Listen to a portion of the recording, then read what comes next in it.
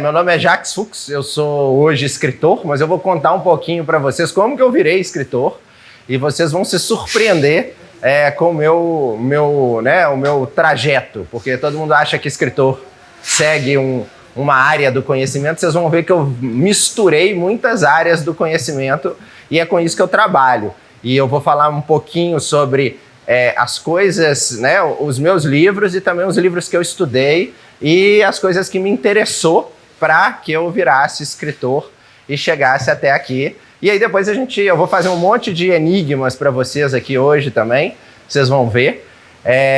E aí, bom, vocês estão convidados a participar também, a fazer perguntas e espero que vocês gostem, né? Bom, quando eu era mais ou menos, talvez um pouco mais novo que vocês, lá pelos meus 10, 11 anos de idade, eu tinha um problema, pessoal. Eu gostava das áreas de exatas. Eu era muito bom em matemática e muito bom em física, né? Física ainda a gente vai aprender um pouquinho depois, né? Mas eu gostava muito de matemática, gostava muito de português, de história, das disciplinas de humanas e gostava muito de ler.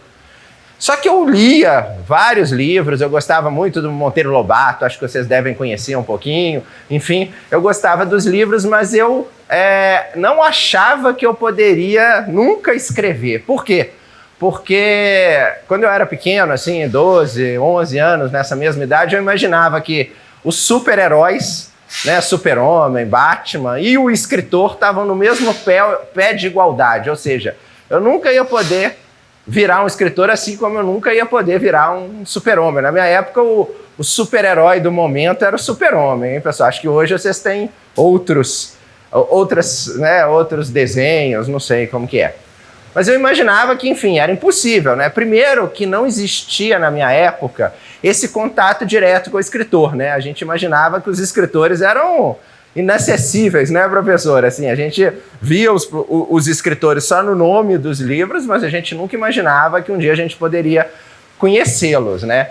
E depois também, quando eu era muito novo, o livro era muito precioso, né? Além de ser muito difícil, não era tão possível publicar um livro como é hoje, também os livros eram mais, enfim, a gente não tinha essa conversa com os escritores, a gente não tinha o YouTube, a gente não tinha, né, internet, então a gente via os autores nos livros da biblioteca, né? Então a gente achava aquilo uma coisa muito fantástica, né? Mas quando eu era pequeno, pessoal, eu gostava de um livro, eu leio esse livro a minha vida inteira, assisti os filmes, eu acho que muitos de vocês conhecem também um pouquinho da história, que se chama Alice no País das Maravilhas. Quem aqui conhece a história, conhece esse livro, enfim. Alice no País das Maravilhas, ou existe também a continuação do Alice no País das Maravilhas, que se chama Alice através do Espelho. Ele é um livro, para quem conhece os filmes, né, que vocês já podem ter assistido, quem se interessar depois pode entrar na internet, que tem várias versões de filmes do Alice disponíveis. Ele tem algumas questões, né? Primeiro, o filme e o livro são muito mágicos, né? Ele trabalha com uma coisa que a gente chama de lógica. Lógica, né? Quando a gente pensa em lógica, a gente pensa alguma coisa lógica, alguma coisa racional. Só que ela trabalha com a lógica do não sense. Ou seja, a lógica do não sentido.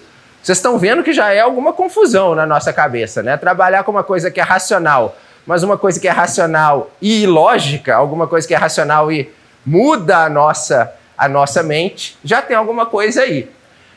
Então, esse livro, quando eu lia, quando eu conhecia um pouquinho da história da Alice, eu ficava meio desnorteado. Acho que vocês também, quando vocês assistem um filme ou, né, convido vocês a ler o livro também. Vocês conseguem baixar esse livro fácil? Esse livro é cheio de mistérios, de enigmas. E esses enigmas, eles são matemáticos, pessoal. Por incrível que pareça. O escritor, o autor do livro, que se chama Lewis Carroll, era matemático.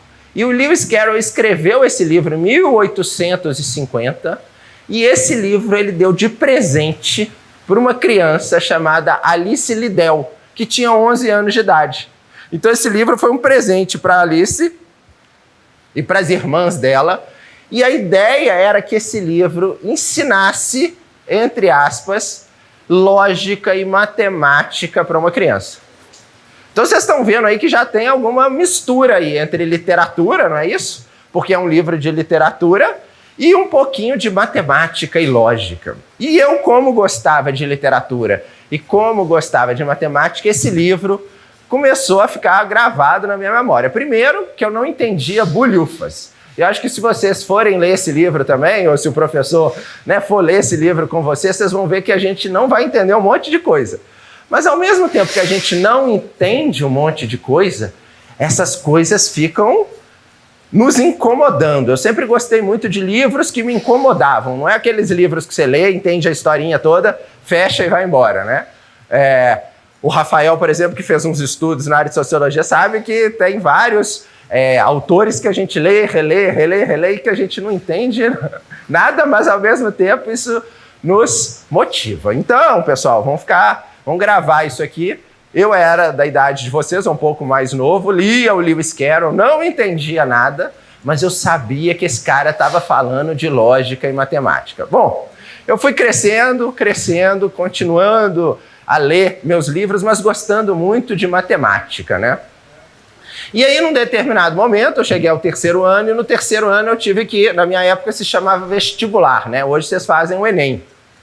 E aí, na minha época, eu tinha que optar por uma coisa para fazer vestibular. E aí, eu nunca imaginava que eu poderia fazer alguma coisa que não fosse na área de exatas, mesmo gostando de literatura. E aí, o que eu resolvi fazer? Eu resolvi fazer engenharia.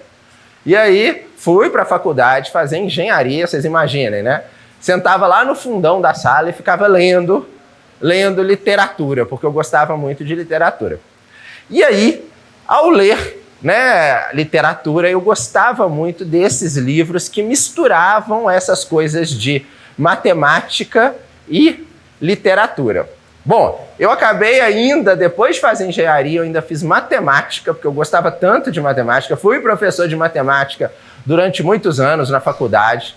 Depois eu ainda fiz um mestrado em computação, e aí eu resolvi mudar de área, porque eu gostava muito de literatura. E aí eu conheci um escritor, pessoal, que se chama Jorge Luis Borges.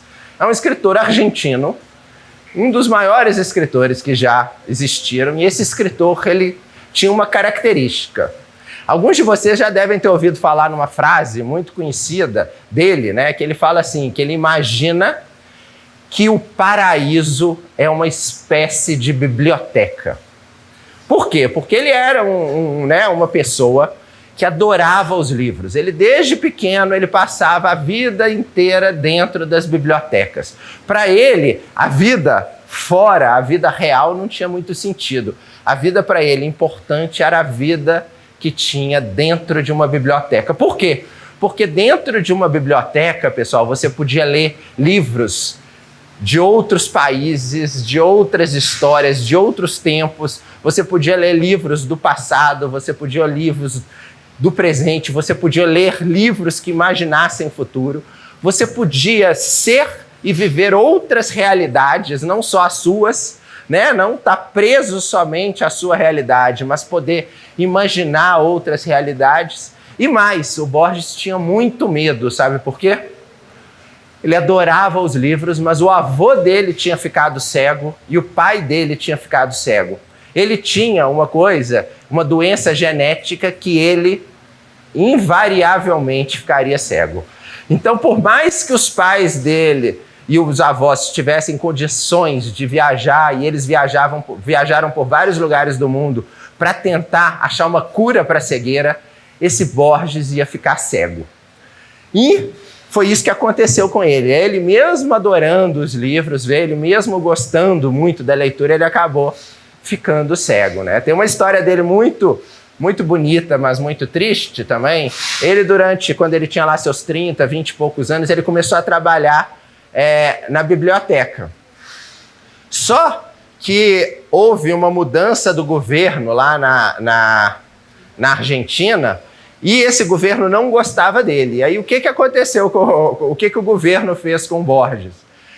obrigou o Borges a trabalhar com censo de galinhas. Então vocês imaginem, um dos maiores escritores do mundo sendo obrigado a contar quantas galinhas tinha na Argentina.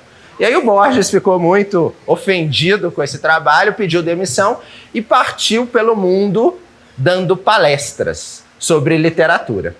E aí, quando esse governo ditatorial cai, o Borges é convidado a ser o chefe, né, o presidente da Biblioteca Nacional. Isso para um escritor é talvez a maior honraria, né? E aí, na hora que ele chega para ser né, o presidente da Biblioteca Nacional de Buenos Aires, da Argentina, ele fala o seguinte: olha, Deus é um cara muito gozador, né? Hoje ele me deu 100 mil livros, porque a biblioteca lá tinha 100 mil livros, e me deu a cegueira. Então, quando ele vira, né, o presidente da academia, da Biblioteca Nacional, ele está cego. E aí, o Borges, enfim, começa também essa área de escritor. O que aconteceu com o Borges, pessoal? Ele gostava muito de literatura e ele imaginava que a literatura, que escrever, era falar sobre a própria literatura. Então, ele gostava muito dos livros. Todos os livros dele têm a ver com os livros. E a história dele, que é uma virada na vida dele, foi a seguinte: uma vez ele estava descendo uma escada para ir para um lugar mais baixo, assim, e tinha uma viga de madeira exposta. E ele não viu, e essa viga entrou na cabeça dele. Na hora ele não teve nada, mas depois ele começou a alucinar. E ele teve uma coisa que chamava sepsemia. Ele ficou internado em coma durante mais de 2 semanas. E ele achou que ele nunca mais ia conseguir raciocinar. Então ele quase morreu. E quando ele não morreu, né, ele pediu para a mãe dele que lesse uma história para ele. E aí ele começou a chorar e falar assim: eu estou entendendo, porque ele tinha muito medo de não entender. E a partir desse evento ele resolveu escrever. E aí ele escreveu um conto muito diferente dos contos que ele escrevia. Antes ele escrevia poesia. E ele resolveu escrever um conto mágico, pessoal. Vou contar um desses contos que ele escreveu e é um dos contos que eu mais gosto. Tem um livro que se chama A Biblioteca de Babel, pessoal. Um livro e um conto dele. Esse conto é super pequenininho. E nesse conto ele fala que existe uma biblioteca de centenas de bilhões, de trilhões, de quadrilhões de livros. Esses livros, pessoal, eles estão numa biblioteca e você pode pegar esse livro. Só que esse livro, essa biblioteca, ela contém todos os livros do universo. Então, contém os livros escritos e contém os livros também não escritos. E contém livros absurdos. Por exemplo, vocês já estudaram análise combinatória aqui, não já? Ou os matemáticos aí do 3º ano, né? Do 2º ano. Então, se ele contém todos os livros, eu posso pegar um livro e esse livro, na hora que eu abrir esse livro vai ter um livro de 300 páginas, só que vai ser um livro só com as letras As. Isso não é um livro possível, vocês concordam comigo? É lógico que você vai achar muito bobo de ler esse livro. Depois você pode pegar um outro livro dessa biblioteca, vai ter A, e a última letrinha vai ser o quê? Um B. Depois você vai pegar o outro livro nessa biblioteca, porque ela contém todos os livros, e vai ser A, no final vai ser um C. Só que se você pegar todos os livros, algum dia você vai pegar o livro e vai estar lá o Alice no País das Maravilhas, porque não tem todas as combinações de letras possíveis. Um dia, essa combinação de letras possível vai fazer um livro que existe. E esse livro vai ser o Alice no País das Maravilhas, esse livro vai ser o Dom Quixote, esse livro vai ser qual? Qual livro que vocês estão lendo com o professor agora? Pequeno Príncipe, Romeu e Julieta. Só que olha o que o Borges está falando. Pequeno Príncipe, o Romeu e Julieta, o Alice no País das Maravilhas são livros muito raros. Porque nessa biblioteca de trilhões e trilhões de livros, para você achar o Pequeno Príncipe não é muito difícil? Então, ele está falando isso da preciosidade dos livros e da matemática dos livros. E no fim desse conto, pessoal, o que ele fala? Olha que bonito que ele fala. Mas você poderia substituir toda essa biblioteca por um livro somente. Um livro que contivesse infinitas páginas. Então vocês podem pedir para o Rafael para tirar todos os livros aqui da biblioteca, né, Rafael? E comprar só um livro infinito. Porque um livro infinito, vocês concordam comigo que tem todas as histórias contadas e não contadas? Então olha só a inventividade do Borges. O Borges, ele gostava muito de misturar literatura com matemática. Tem outro livro, pessoal, que é muito bonito também, do Borges, que se chama O Livro de Areia. O Livro de Areia, ele fala que existe um livro muito precioso, que é, né, nesse conto ele até conta que as pessoas se matavam para conseguir esse livro. E esse livro tem uma característica, pessoal. Quando você abre esse livro, você abriu esse livro, você nunca na sua vida, nem na vida dos seus filhos, dos seus netos, dos seus bisnetos, nunca vocês vão conseguir encontrar a próxima página do livro. Por quê? Porque toda vez que você tentar passar para a próxima página do livro, você vai se perder. Porque o livro, entre uma página e outra, há infinitas páginas. O pessoal aqui já estudou matemática um pouquinho, não já? Vocês conhecem uma reta. Todo mundo aqui conhece uma reta, não conhece? Se eu pego uma reta e divido a reta só num pedacinho de reta, entre 0 e 1, beleza?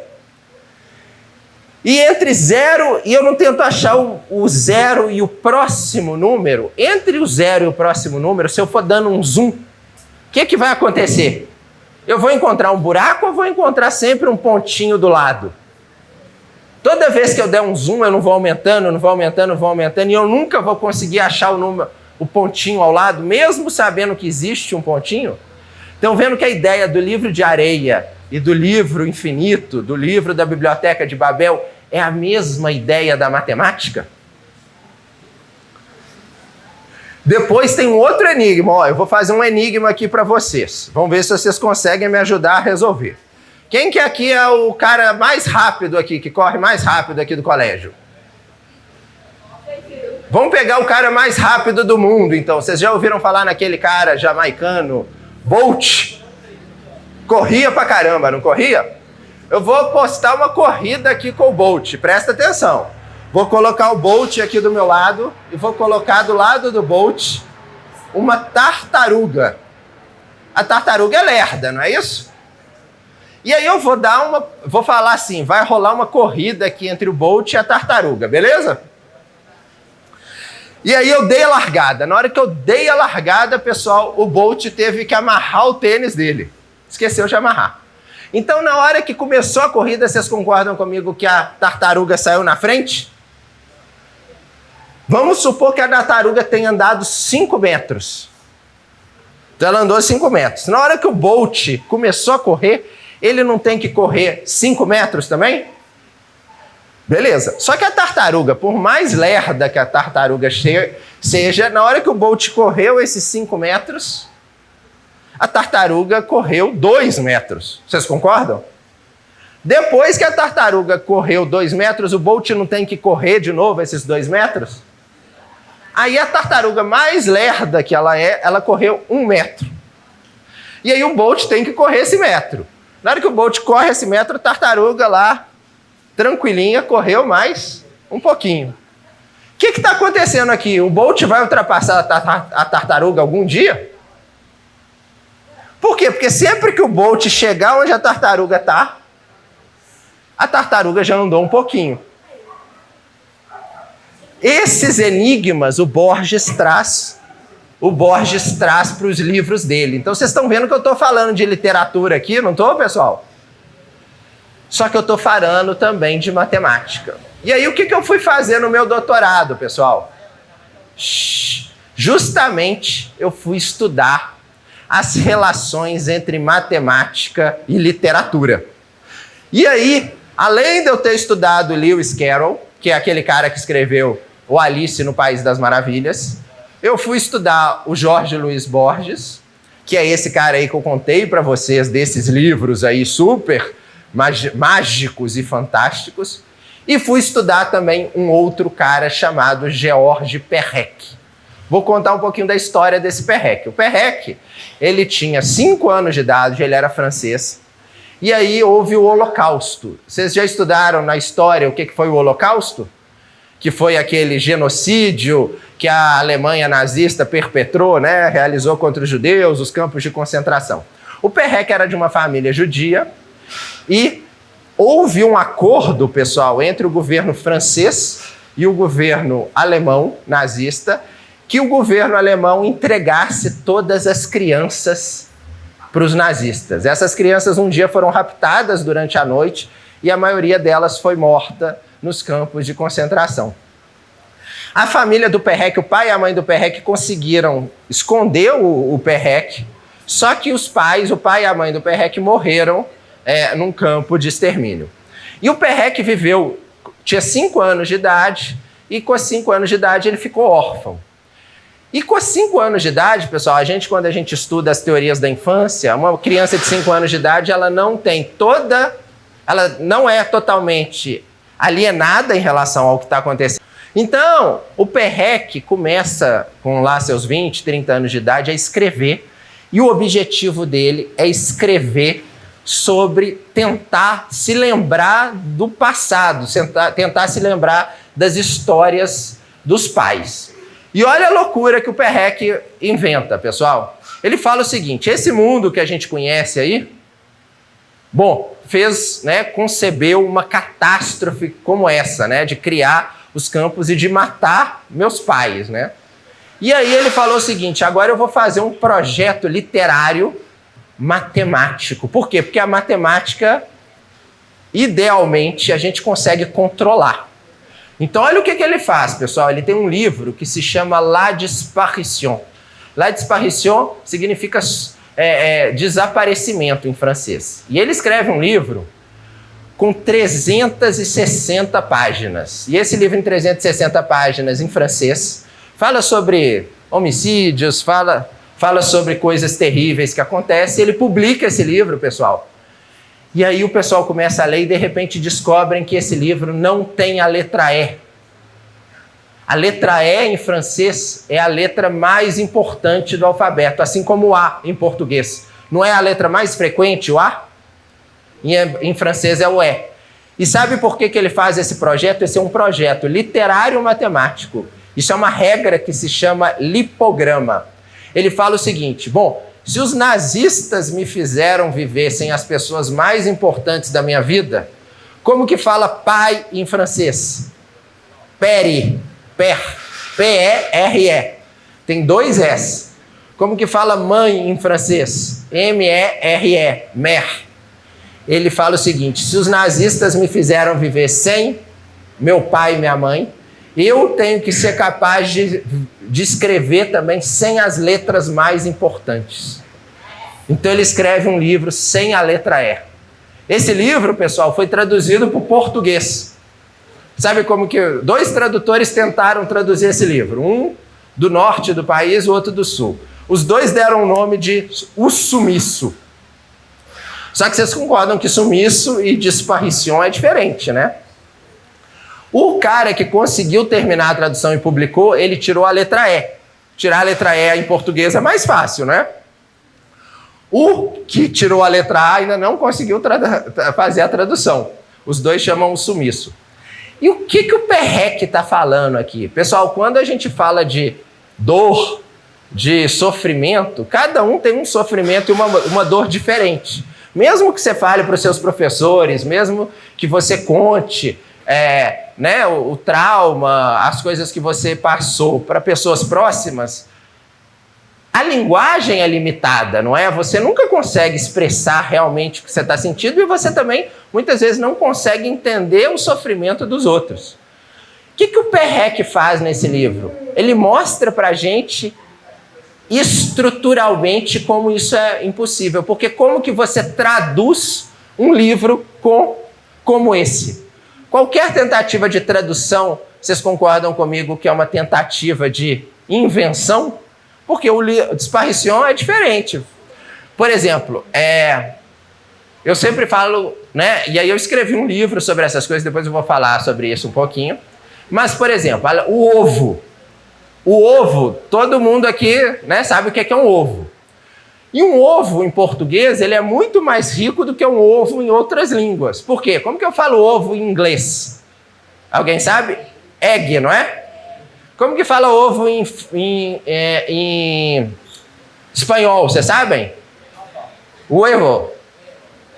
Como que fala ovo em francês? F. Nessas 3 línguas que eu citei, alguma delas o ovo é palindromático, ou seja, o ovo eu posso ler da direita para a esquerda e da esquerda para a direita? Em português eu posso, não posso? Como que eu traduzo esse ovo com essa característica? O Perrec escreveu um livro chamado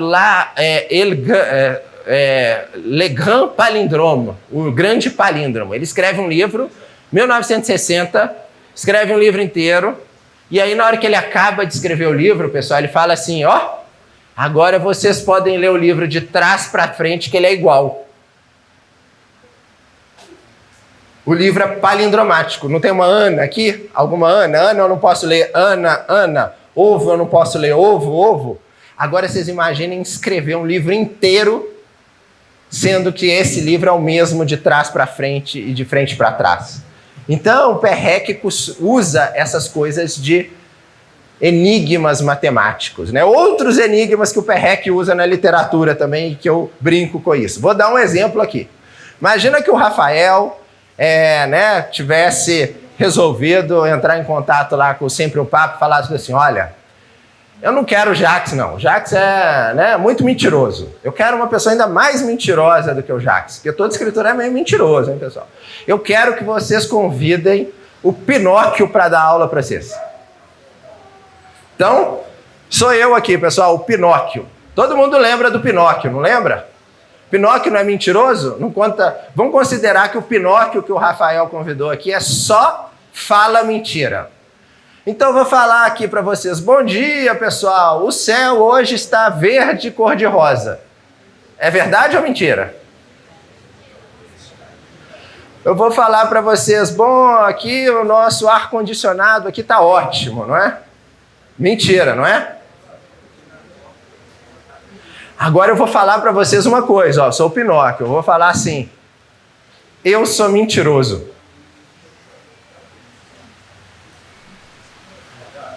O Pinóquio não fala só mentira, pessoal?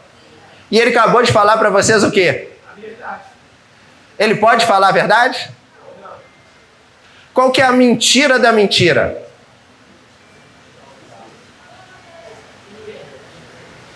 A mentira da mentira não é verdade? Ó, porque você só pode falar verdade ou mentira, não é isso? Se você fala verdade, beleza. Se você fala mentira, beleza. Se você não fala verdade, é o quê? Mentira. Se você não fala mentira, é a verdade. Então, olha só, eu cheguei para vocês e falei assim, eu sou mentiroso.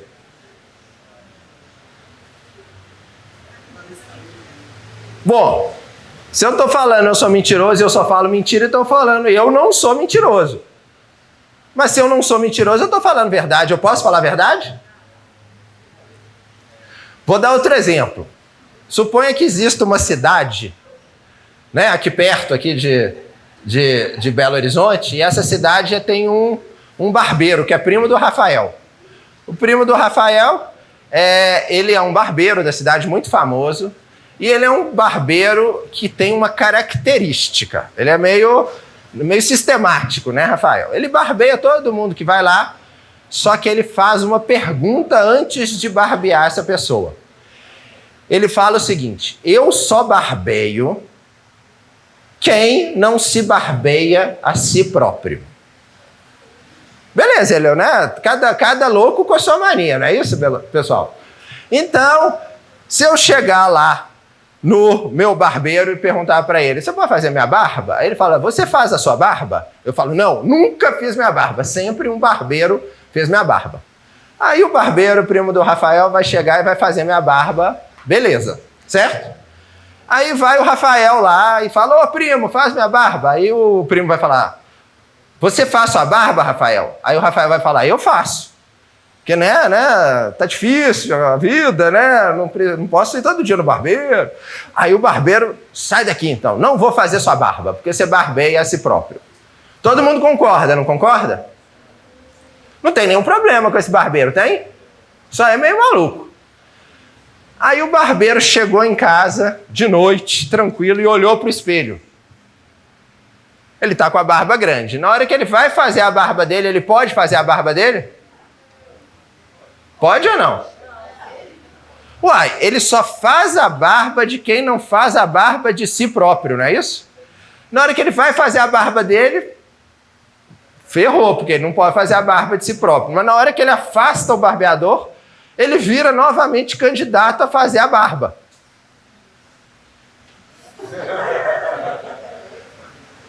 Diz que ele está até hoje no banheiro, assim, ó.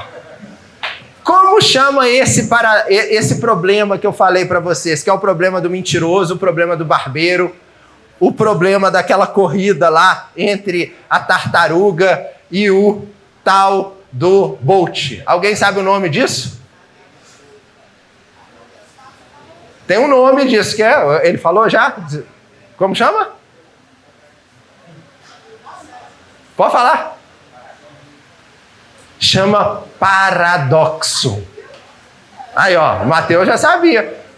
Paradoxo. O primeiro se chama paradoxo do mentiroso.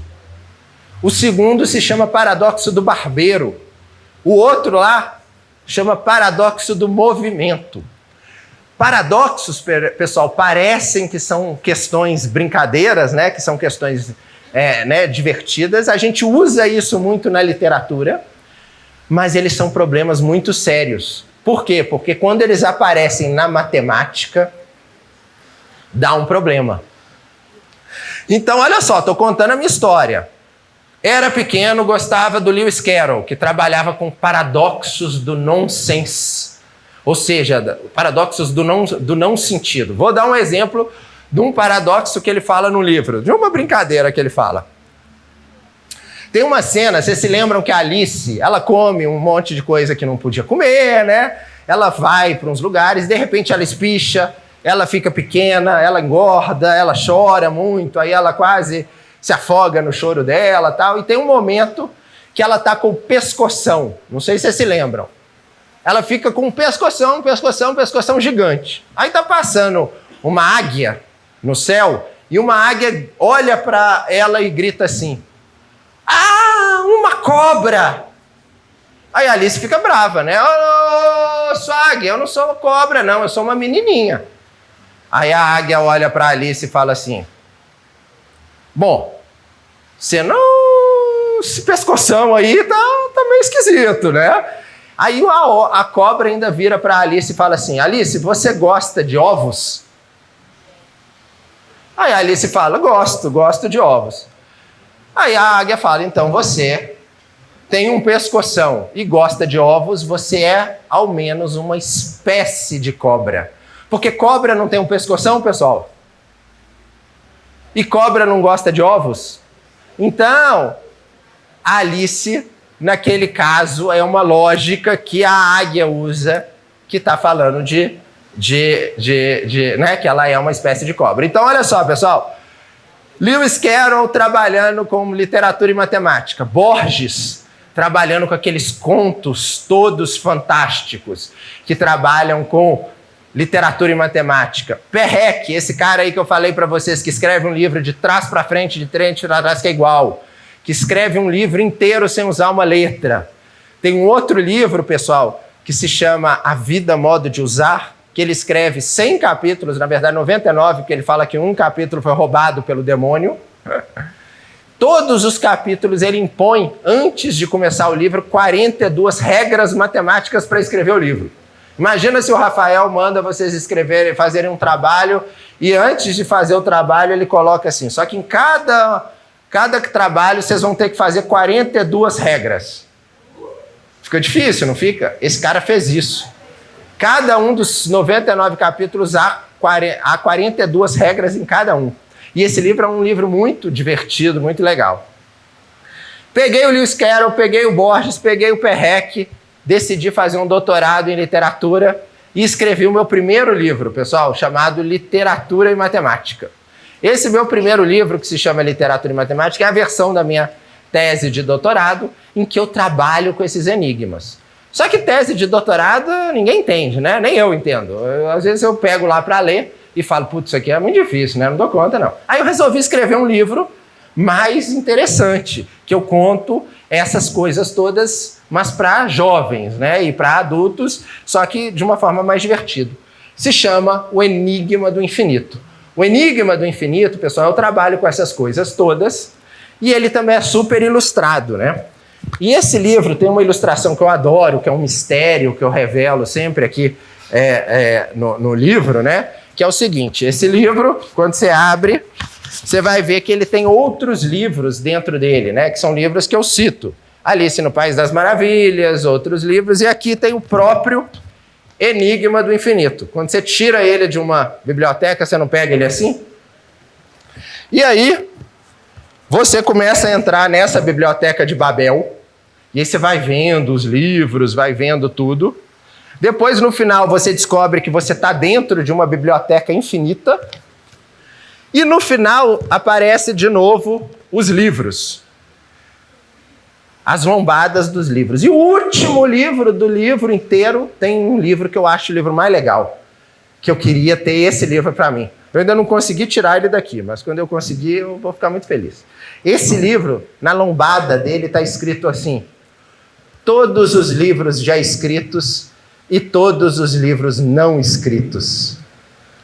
Então, esse livro tem todos os livros, né? Esse livro eu vou dar para o Rafael, para ele dar para a biblioteca. Quem depois quiser ler esse livro, o Rafael pode discutir com o pessoal. Enfim, vai falar sobre essas coisas todas. Bom, e aí, pessoal, eu comecei a escrever. Eu comecei a tentar realizar aquele sonho que eu tinha lá de infância, de ser o super-homem e de escrever. Então, eu escrevi primeiro esse livro, Literatura e Matemática. Depois, eu escrevi esse Enigma do Infinito. E aí, eu comecei a escrever outros livros, pessoal. E esses outros livros sempre têm um pouquinho da relação entre literatura e matemática. Então, eu comecei primeiro escrevendo um livro, que foi o que me lançou, que se chamava Antiterapias. Antiterapias é um livro que eu conto um pouquinho dessas histórias, desse desejo que eu tinha de ser escritor e de ser matemático, e de conseguir abraçar todas essas áreas do conhecimento. Então, Antiterapias eu vou contando um pouco das histórias, das relações entre a memória, entre as questões da matemática, da literatura, enfim, e aí eu lanço esse livro. Esse livro, enfim, na verdade, quando eu lancei o livro, só minha mãe leu, porque, mãe, e aí, enfim, só que esse livro acaba ganhando um prêmio muito importante de literatura. E esse livro que ganha esse prêmio muito importante, aí a partir disso eu começo a publicar outros livros. E aí hoje eu já tenho 15 livros publicados. Eu tenho livros adultos, eu comecei com esse Antiterapias, tem um outro livro também que eu gosto muito de falar nele, que eu conto histórias sobre a loucura. Eu conto a história de um matemático também muito interessante. Vou dar um exemplo aqui para vocês. No ano 2000, os maiores matemáticos do mundo selecionaram os problemas mais difíceis da matemática. E falaram o seguinte, eram 7 problemas. Falaram o seguinte, quem resolver algum desses problemas ganha $1 milhão. Tem um problema aqui que eu vou deixar para você, se alguém resolver, depois fala com o Rafael e aí ganha um dinheirinho aí também. Tem um problema que é fácil. Hã? Beleza, é um problema que todo mundo aqui vai entender. Ou, se não entender, é fácil. Ó, Matheus, resolve aí pra gente. Aí você ganha uma grana. Mais de $1 milhão, no caso. Hã? Pode ser quem quiser. Como você chama? A Luísa pode resolver. Ó, eu vou falar o problema aqui para vocês. Olha, todo mundo vai entender. Todo mundo sabe o que é número par? Par tá fácil.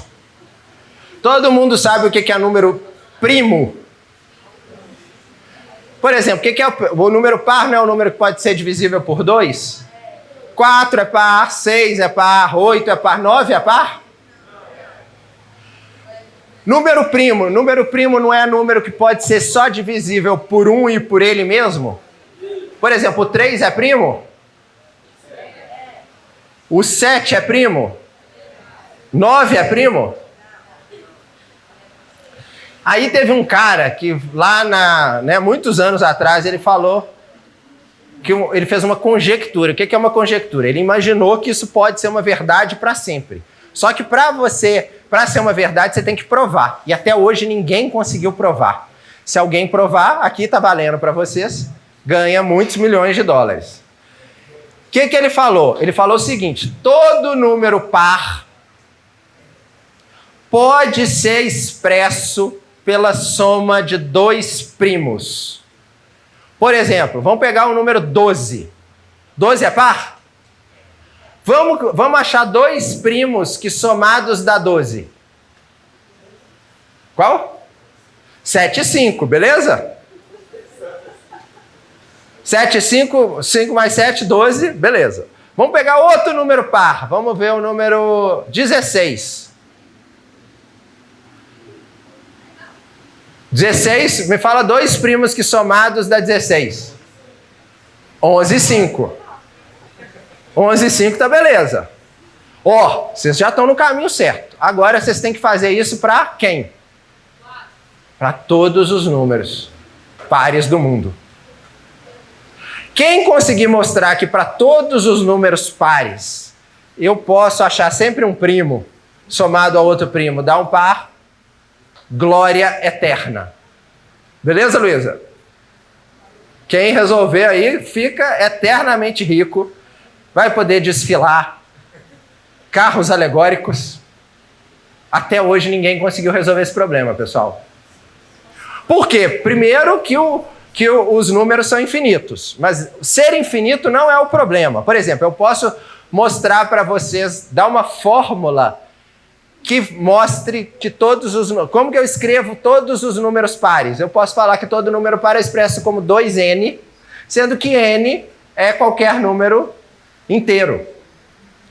Eu falei para todos os números. Se você criar uma equação que mostre que todo par é expresso pela soma de dois primos, você vai ficar rico para sempre. Só que o problema dos primos, pessoal, é que quando eles começam a ficar bem grandes, enormes, eles começam a ter espaços muito grandes. Para você achar um primo aqui, para você achar o próximo primo, você vai ter que andar muito. Então, isso fica difícil. Mas, enfim, teve um matemático que resolveu que... Vocês se lembram que eu contei para vocês daqueles 7 prêmios, cada um que vale $1 milhão. Aí teve um matemático russo que escolheu o quarto problema, que era um problema que chamava conjectura de Poincaré. Esse matemático começou a estudar loucamente esse problema. Durante 7 anos ele ficou fazendo isso o dia inteiro. E ele era bem pobre, morava com a mãe na Rússia, ganhava $50 do governo, porque ele não tinha trabalho. Durante 7 anos ele ficou no frio estudando esse problema. E aí ele pegou e solucionou esse problema, mandou esse problema para os americanos lá nos Estados Unidos.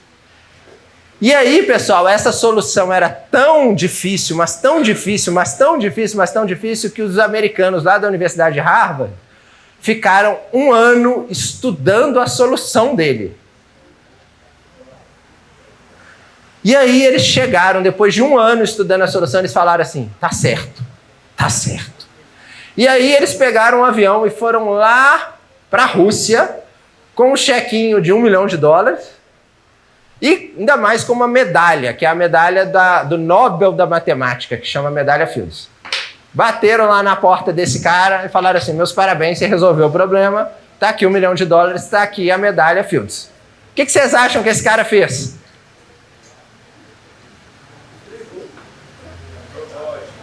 Fechou a porta na cara dos jurados. Sai da minha casa. Aí os jurados ficaram meio... Bom, será que ele ficou muito nervoso, né, de ganhar $1 milhão e tal? Depois de 2 meses, voltaram à casa desse cara. Olha aqui, de novo, estamos aqui para você receber $1 milhão e tal. O que ele fez de novo? Sai da minha casa. Até hoje, pessoal, isso aconteceu tem alguns anos, poucos anos.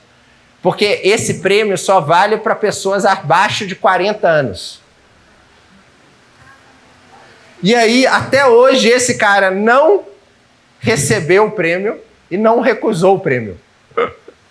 Esse cara, durante muito tempo, se vocês digitarem no YouTube, Perelman, muita gente ia lá para a Rússia ficar filmando esse cara na farmácia, no supermercado, porque ele é considerado o maior matemático do mundo. Só que ele é louco. Ele não aceita $1 milhão e não recusa $1 milhão. Eu escrevo a história dele num livro meu que se chama Meshugá. Meshugá é uma palavra em hebraico que significa louco. E eu falo um romance sobre a loucura. Então eu conto a história desse Perelman e de outros malucos geniais que eu conto essas histórias. Depois eu escrevi outro livro sobre o Nobel, contando as histórias do Nobel. Alguém aqui já ouviu falar no Prêmio Nobel? O Prêmio Nobel, pessoal, tem uma história muito legal. Vou contar aqui para vocês. O Prêmio Nobel, uma vez um cara chamado Alfred Nobel, ele acordou, isso lá no século XVIII, XIX, ele acordou e foi ler o jornal. Na época tinha um jornal, pessoal, que tinha a seção de obituário. Vocês sabem o que é obituário? As pessoas que morreram. Antigamente no jornal falava, morreu Zé da Silva, morreu não sei o quê. E na hora que ele está lendo o obituário, ele descobre que ele morreu. No obituário estava escrito, Alfred Nobel morreu. Aí ele, acho que não morri não, né? Só que na hora que ele leu o obituário dizendo que ele morreu, estava escrito assim, um mercador da morte morreu.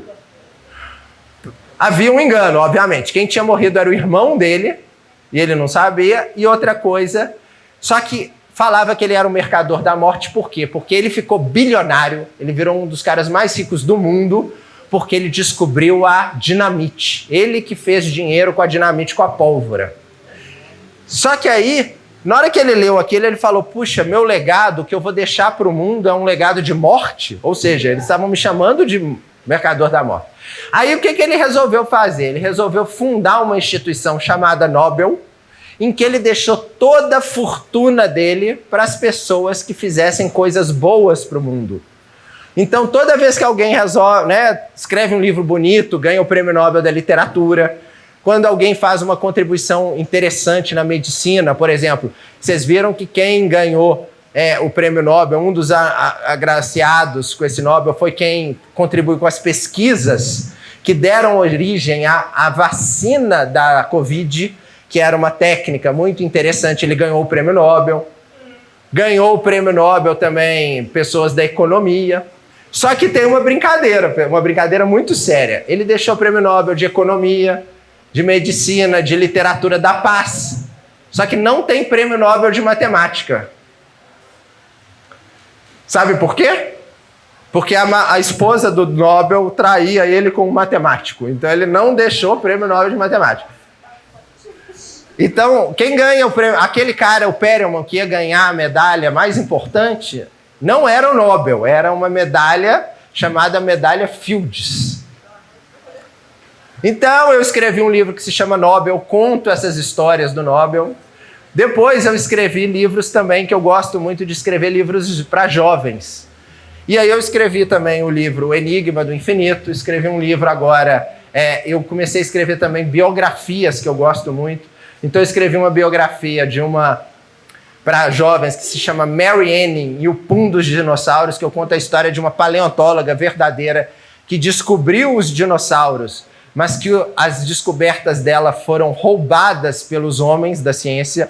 Então, isso era uma coisa que acontecia e ainda acontece muito, das mulheres fazerem grandes descobertas.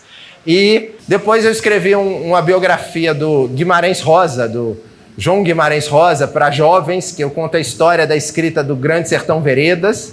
E eu acabei de publicar também esse, que eu acabei de receber, que é a biografia da dona Ivone Lara. A Ivone Lara, eu acho que alguns conhecem, que é uma sambista, né? Só que a história dela é maravilhosa. Ela foi a primeira mulher negra a conseguir ter 2 títulos de graduação. Ela é formada em enfermagem e assistência social. Foi a primeira mulher negra a fazer 2 cursos superiores. Ela foi a primeira mulher negra também a assinar um samba enredo. E a história dela é muito interessante, porque o samba sempre foi muito machista. Então ela escrevia sambas e quem assinava o samba era o primo dela. Então todo mundo falava, nossa, que samba maravilhoso e tal, e o primo que falava, não, é meu. Até que um dia ela assumiu, as pessoas ficaram assustadas, mas ela foi a primeira sambista, né? Ela também teve aulas de música com Vila Lobos. Alguém já ouviu falar no Vila Lobos? Vila Lobos era um grande regente. Então a história da Ivone Lara é uma história muito bonita. Então eu gosto de contar essas histórias de forma mais jovem, né? Bom, e aí eu sigo com esses meus projetos literários, com meus projetos matemáticos literários e com as biografias que eu gosto muito de contar. Acho que é mais ou menos isso que eu tinha para falar com vocês, né, pessoal? A gente pode fazer umas perguntinhas aqui, se alguém se... Hã? Já está no horário do intervalo? Se alguém tiver uma perguntinha rápida, eu estou aqui também. Mas acho que é isso que eu queria falar. Espero que vocês tenham gostado. Quem se interessar pelos meus livros ou me seguir também, eu estou lá no Instagram sempre, Jacques Fuchs, contando umas mentiras, falando sobre esses enigmas. E, bom, foi um prazer falar para vocês. Espero que vocês tenham gostado.